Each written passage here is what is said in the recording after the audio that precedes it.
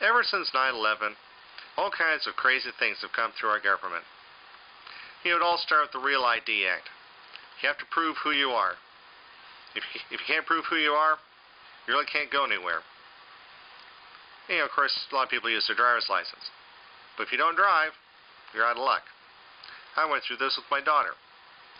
Yes, she's a teenager and could probably go to learn to drive, but she doesn't have a driver's license yet, doesn't even have a permit. And without her birth certificate, I couldn't prove who she was. But in the news, something else has shown up. The prospect of American citizens being detained and deported to other countries because they couldn't prove their citizenship. Well, I find that reprehensible. And part of it deals with the government bureaucracy. Back before 9/11, we had the INS, Immigration and Naturalization Service. They were part of the Department of Justice, which meant that they had to follow constitutional rules. Well, the new replacement for this job, the Department of Homeland Security, pulled in not only the Department of Justice, but the Department of Treasury and a few other departments. And as such, the Constitution kind of has gone out of the window for some of these investigations. I mean, the Department of Treasury doesn't abide by that. Just look at the ATF and the IRS. But here's the problem.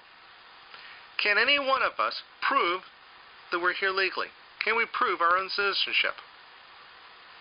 I think about a student I had a couple years ago. Every time he would go home to visit his family, of course he would leave the country. And every time he would come back to school, our Border Patrol would detain him for anywhere between 6 and 10 hours just for the fact of him trying to get into the United States. And you're thinking, well, he was probably Mexican. No, that's a racial comment. For you see, he wasn't coming in from Mexico. He was coming in from Ontario, Canada. A lot of the immigration reform has been targeted, perhaps truly, perhaps unfairly, I would favor the unfairly, against our Hispanic population. Only because with the large border we have with Mexico, that seemed the logical enemy and the logical scapegoat to use.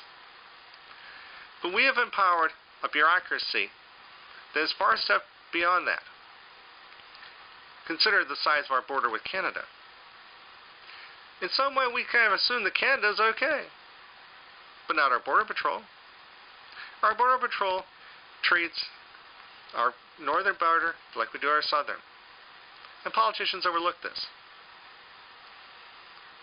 These bureaucrats overlook the fact that, granted, we may have to prove who we are, but if you're going to go through the courts of law and deport somebody, don't you have to have the burden of proof that they're not here legally? In a lot of these cases, they're not really investigated. They're following a guilty until proven innocent approach. Well, let's face it, that's how the Department of Treasury works. Just talk to the IRS. You got to prove that you didn't cheat. Or consider the state government, our beloved Child Protective Services. You have to prove your innocence. Will immigration is just added to my list of those entities that are so convinced in your guilt that there's no way that you can get around them. So think about that the next time you deal with law enforcement or try to leave the country. Can you prove, beyond a shadow of a doubt, that you're a U.S. citizen? Because if you can't, hey, they're going to ship your butt out. Just another paranoid rant from me.